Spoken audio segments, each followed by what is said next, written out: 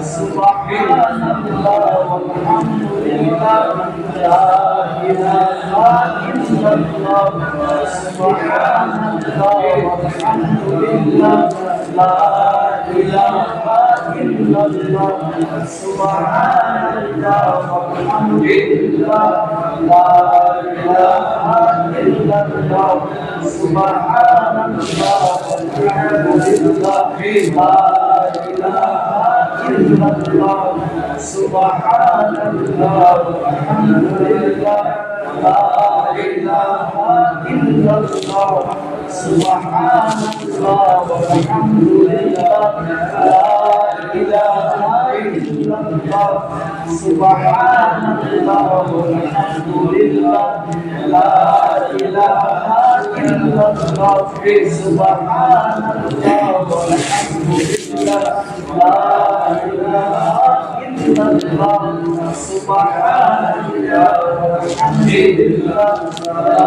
إله إلا الله سبحان الله والحمد لله لا إله إلا الله سبحان الله والحمد لله لا إله إلا الله سبحان الله والحمد لله لا إله إلا الله سبحان الله والحمد لله لا إله الله سبحان الله والحمد لله لا إله إلا الله سبحان الله والحمد لله لا إله إلا الله لا إله إلا الله محمد رسول الله لا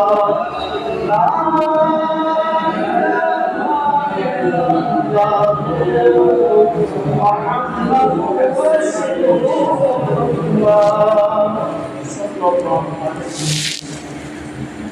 সকল আমার সাথে বলিয়ে করে বিসমিল্লাহির রহমানির রহিম আমি আমার পরিচয় দিতে রোজাস আমার উপর হযরত জনাব কৃষ্ণ হুজুরের প্রতি ওসিলার মিডিয়া আল্লাহ পাকের আরশের দিকে মুখ করেছে আল্লাহ পাকের আরশ হইয়া কাদেরিয়া চিশতিয়া নকশবন্দিয়া আর মুসাদ্দিয়া চার তরিকা নির্ভর করেছে তাই তাওবার ফয়েজ আমাদের সকলের কল্পে আসুন আমি বলি অবশ্যই ربنا ظلمنا أنفسنا وإن لم تغفر لنا وترحمنا لنكونن من الخاسرين ربنا ظلمنا أنفسنا وإن لم تغفر لنا وترحمنا لنكونن من الخاسرين ربنا ظلمنا أنفسنا وإن لم تغفر لنا وترحمنا لنكونن من الخاسرين ربنا ظلمنا أنفسنا وإن لم تغفر لنا وترحمنا لنكونن من الخاسرين ربنا ظلمنا أنفسنا وإن لم تغفر لنا وترحمنا لنكونن من الخاسرين ربنا ظلمنا أنفسنا وإن لم تغفر لنا وترحمنا لنكونن من الخاسرين ربنا ظلمنا أنفسنا وإن لم تغفر لنا وترحمنا لنكونن من الخاسرين ربنا ظلمنا أنفسنا وإن لم تغفر لنا وترحمنا لنكونن من الخاسرين ربنا ظلمنا أنفسنا وإن لم تغفر لنا وترحمنا ربنا ظلمنا أنفسنا وإن لم تغفر لنا وترحمنا لنكونن من الخاسرين ربنا ظلمنا تغفر لنا وترحمنا لنكونن المخسرين ربنا ظلمنا أنفسنا وإن لم تغفر لنا وترحمنا لنكونن من الخاسرين ربنا ظلمنا أنفسنا وإن لم تغفر لنا وترحمنا لنكونن من الخاسرين ربنا ظلمنا أنفسنا وإن لم تغفر لنا وترحمنا لنكونن من الخاسرين ربنا ظلمنا أنفسنا وإن لم تغفر لنا وترحمنا لنكونن من الخاسرين ربنا ظلمنا أنفسنا وإن لم تغفر لنا وترحمنا لنكونن من الخاسرين ربنا ظلمنا أنفسنا وإن لم تغفر لنا وترحمنا ربنا ظلمنا أنفسنا وإن لم تغفر لنا وترحمنا لنكونن من الخاسرين ربنا ظلمنا أنفسنا وإن لم تغفر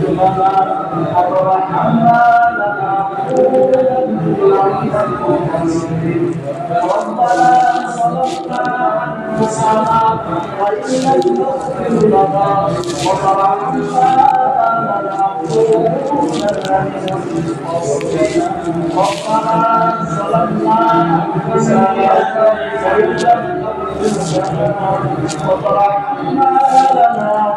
لنكونن من الخاسرين ربنا ظلمنا أنفسنا وإن لم تغفر لنا وترحمنا لنكونن من الخاسرين ربنا ظلمنا أنفسنا وإن لم تغفر لنا وترحمنا لنكونن من الخاسرين ربنا ظلمنا أنفسنا وإن لم تغفر لنا وترحمنا لنكونن من الخاسرين ربنا ظلمنا أنفسنا وإن لم تغفر لنا وترحمنا لنكونن من الخاسرين ربنا ظلمنا أنفسنا وإن لم تغفر لنا وترحمنا لنكونن من الخاسرين ربنا ظلمنا أنفسنا وإن لم تغفر لنا وترحمنا لنكونن من الخاسرين ربنا ظلمنا أنفسنا وإن لم تغفر لنا وترحمنا لنكونن من الخاسرين ربنا ظلمنا أنفسنا وإن لم تغفر لنا وترحمنا لنكونن من الخاسرين ربنا ظلمنا أنفسنا وإن لم تغفر لنا وترحمنا لنكونن من الخاسرين لا إله إلا الله محمد رسول الله لا إله إلا الله محمد رسول الله صلى الله عليه وسلم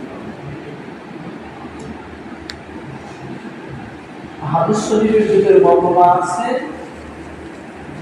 যে মানুষ গুনাহ করতে করতে ছোট গুনাহ হোক বড় গুনাহ হোক মানুষ করতে করতে মানুষের অন্তরের ভিতরে কর্মপুরে একটা জায়গা আছে ওই জায়গাটা আস্তে আস্তে কালো হয়ে যায় অর্থাৎ বলা হচ্ছে একটা লোহা কি যদি মাটিতে ফেলে রাখা হয় কিছুদিনের মধ্যে লোহাটা যেমন জং পড়ে যায় প্রত্যেকটা মানুষের ভেতরে একটা কলম বলে একটা জিনিস আছে যেটা গুনার কারণে আস্তে আস্তে কালো হয়ে যায় একদম কয়লার মতন কালো হয়ে যায় তো আল্লাহ রাসূল বলছেন ওই যে কালো দাগ তোলার জন্য পৃথিবীর জমিনে অন্য কোনো ওষুধ নেই পৃথিবীর জমিনে অন্য কোনো কিছু নেই একমাত্র ওষুধ একমাত্র তোলার উপায় হলো আল্লাহ এবং আল্লাহ রাসূলের জিকির সুবহানাল্লাহ এই যে আল্লাহ জিকির লা ইলাহা ইল্লাল্লাহ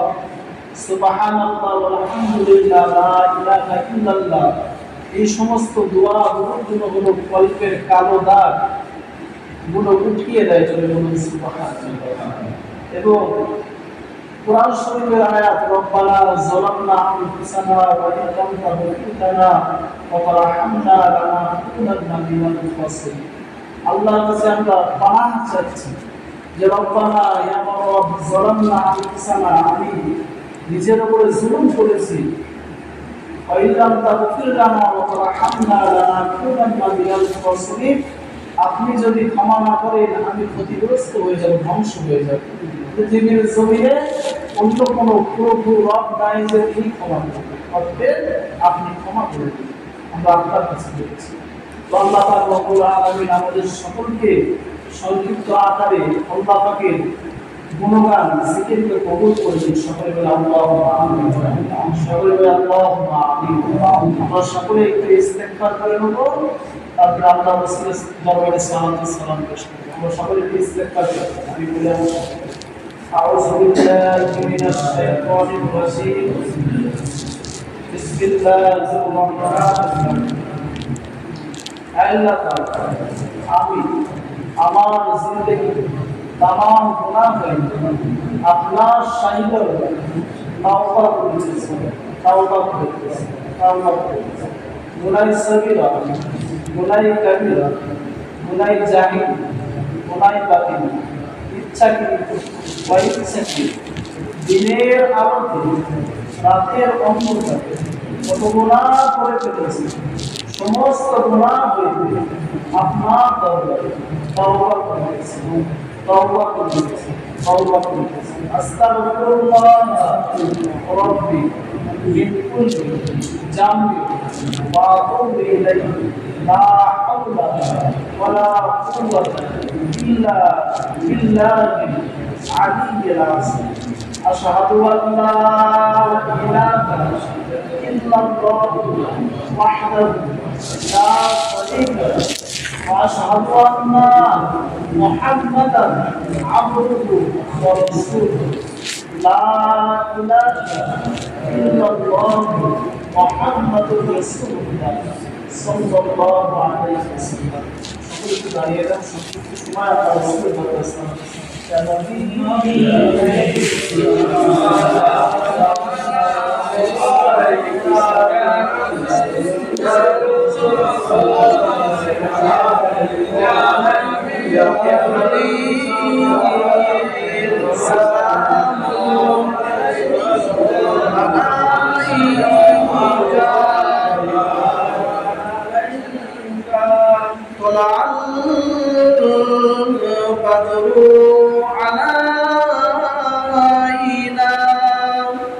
من ثنيات الوداع وجب الشكر علينا ما دعا لله داعي يا نبي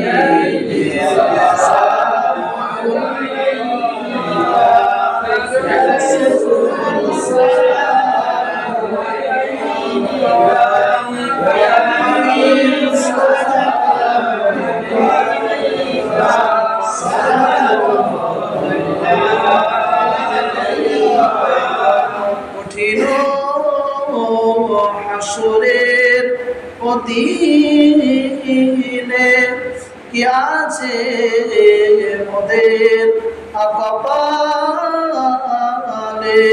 গুনাহগার উম্মতি বলে লইবেন আপন করে ইয়া নবী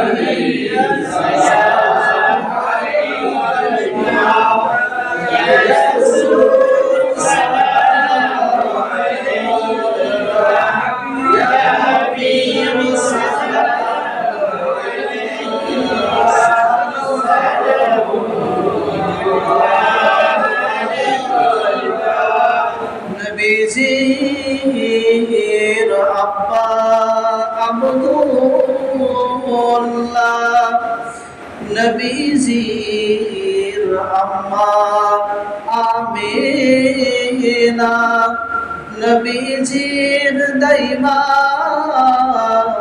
হালিমা, নবীজির রওজা সোনার মদিনা। ইয়া নবী সালাম আলাইকা, ইয়া রাসূল সালাম আলাইকা, ইয়া হাবিব সালাম আলাইকা,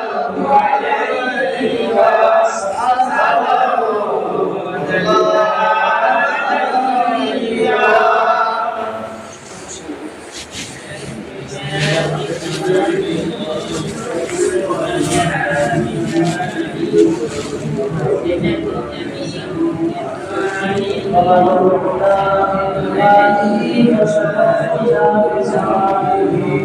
الصلاة جميع خصاله صلوا عليه وعليه.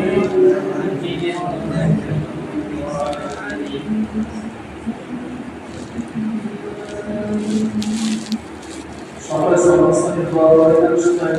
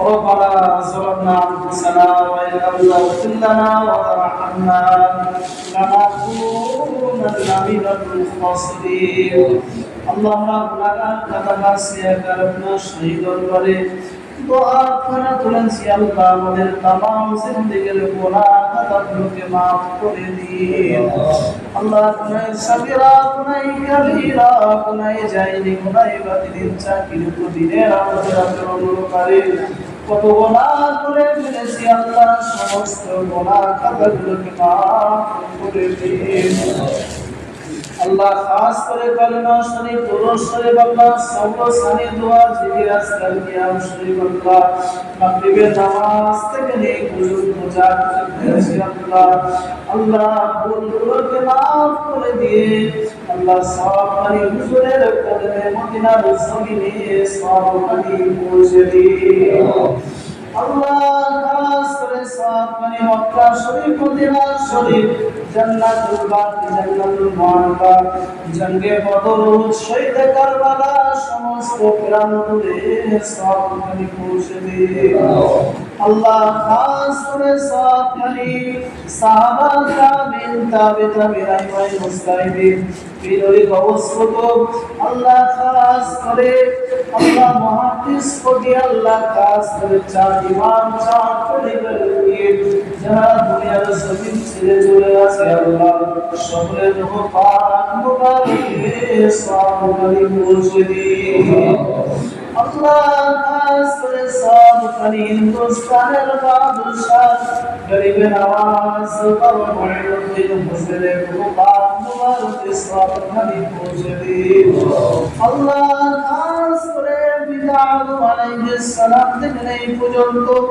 যত নবী রাসূল পীর পয়গম্বর আউলিয়া আল্লাহ খাস করে মুমিন মুসলমান যারা ইমান হাজতে দুনিয়ার জমিন ছেড়ে চলে গেছে আল্লাহ সকলের রূহ পাক মুবারকে সওয়াব পানি পৌঁছে দিন আল্লাহ খাস করে মুসাফিরে পুরো কোরআন শরীফ আলা হযরত রাসূল রাহমাতুল্লাহ আলাইহি ফাসল চাশিদা হুজুর বলিতে বলিতে নেক বান্দা বান্দেরা দুনিয়া আছে আল্লাহ সকলের পাক মুবারক সব খালি পৌঁছে দিন আল্লাহ খাস করে সব খালি বসে আছেন জমিনে ও মাওলানা হুজুরের পাক মুবারক সব খালি পৌঁছে দিন আল্লাহ খাস করে আমরা যারা দুহাত কোনা করে আমিন আমিন বলছি আল্লাহ আমাদের ওই মুরব্বী আত্মীয় স্বজন যারা গভীর কবরবাসী হয়ে গেছে আল্লাহ তাদের কবরে আপনি সবখানি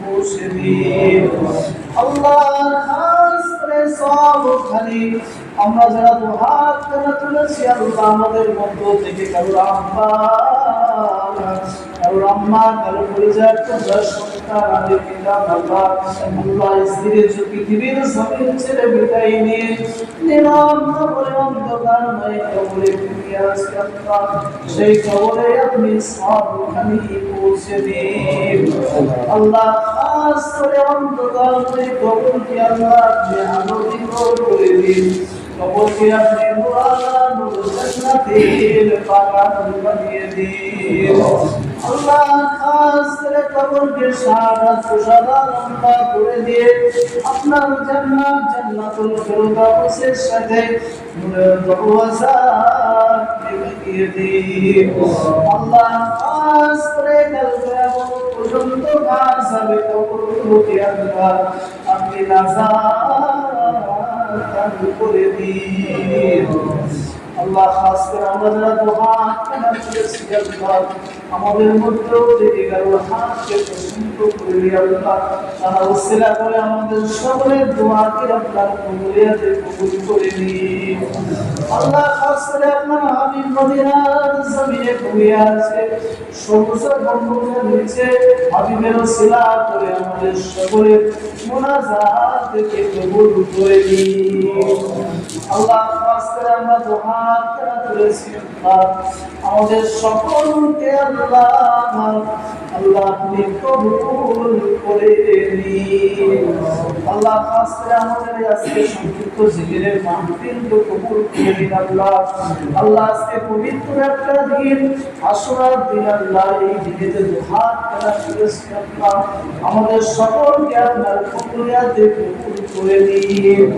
আল্লাহ খাস করে আযাবুল কবর আযাবুল ফুলসিরাত আযাবুল জাহান্নাম আল্লাহ আযাবুল মিজান সমস্ত জায়গা থেকে আপনি আমাদের হিফাজত করে নিন আল্লাহ খাস করে দুহাত কেনা করেছে মওত ছাড়া জগতের ইমানি হালতে নামাজে হালতে আল্লাহ আমাদের সকলের মওত দান করে দিবে আল্লাহ খাস করে মওতের আগে সাহারা করবে ইমান তারা কলেমা তারা করবে না আল্লাহ কলেমা পড়তে পড়তে যেন পৃথিবীর জমিন থেকে বিদায় নিতে পারি আল্লাহ খাস করে শুক্রবার দিন জুম্মার দিনে আল্লাহ মওত কেনা দিয়ে দেবে নামাজরত অবস্থায় সিজদারত অবস্থায় আল্লাহ আমাদের মওত খানা করে দেবে আল্লাহ খাস করে বলছা বলে মওত দান করিবেন না আপনার নেক বান্দা মাহবুব বান্দা বান্দিরা পৃথিবীর জমিন থেকে যে হালতে চলে গেছে আল্লাহ সুন্দর মওত খানা আমাদের সকলের নসিবে দান করে দেবে আল্লাহ খাস করে আসমানের ওয়ালা আসমানে উঠিয়ে জমিনের ওয়ালা জমিনে দান করে দেবে সমস্ত প্রকার বিপদ মুসিবত থেকে আল্লাহ तमाम বিশ্বের মুসলমানদেরকে আপনি হেফাজত করে দিন আল্লাহ খাস করে আমরা যারা দুহাত কেনা করেছি আল্লাহ আজকে পবিত্র দিনে আল্লাহ আমাদের সকলের মনের ভালোবাসা আকাঙ্ক্ষাগুলোকে পুরা করে দিন আল্লাহ খাস করে সর্বশেষ দোয়া আছে আল্লাহ আমাদের সকলকে দিদারে কাবা দিদারে মদিনা সকলের জিয়ারত নসিব করে দেবে আল্লাহ খাস করে সামনে সকলে আপনার হাবিবের চাঁদ মুখখানা দিদার করিয়ে দেবে رب ارحمهما كما ربياني صغيرا وقل رب ارحمهما كما ربياني صغيرا اللهم إنا نسألك الجنة ونعوذ بك من النار الله خاص আজকের দিনের জিকিরের মাহফিল কে আল্লাহ ওসিলা করে আমাদের সকলকে নাজাতের জরিয়া বানিয়ে দেবে لا تقنطوا من رحمة الله إن الله يغفر الذنوب جميعا إنه هو الغفور الرحيم سبحان ربك رب العزة عما يصفون وسلام على المرسلين والحمد لله رب العالمين آمين آمين آمين لا إله إلا الله لا إله إلا الله لا إله إلا الله محمد رسول الله السلام عليكم ورحمة الله